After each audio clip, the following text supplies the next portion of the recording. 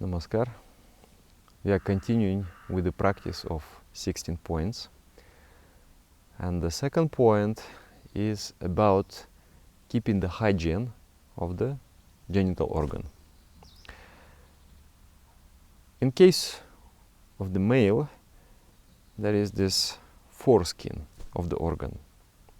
And that foreskin, under the foreskin, there is tendency of the accumulation of impurity.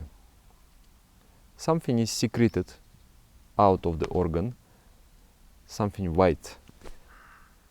And that thing decomposes very quickly and irritates also very quickly.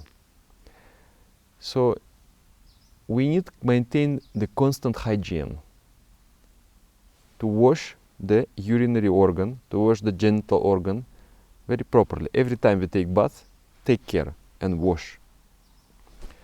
And then also pull backwards the skin of the genital organ. To keep it, the head should be kept constantly open. First of all, it decreases the sensitivity of the organ, and in this way you get less agitation in the mind. You get less of the stimulation. And also it prevents the decomposition of these substances, of these secretions that occur in there. And there are diseases can be prevented through this practice. As a child, I had a problem. I suffered from something like that. I didn't know that need to clean this area properly. It's a little bit shameful to say, but this was my reality. Nobody taught me. And time to time, there would be some inflammation, and I would suffer so much. There would be some itching, there would be some, agitation, and constantly the mind is drawn towards the lower chakras. So it is also a very important point, is similar to the first point, to the effect on the mind. Clean, every time you take bath, clean properly. And then also the foreskin have to be pulled back. There are three options actually. One option is natural.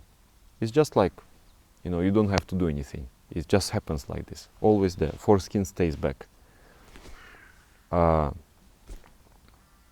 Second option is you habituate yourself.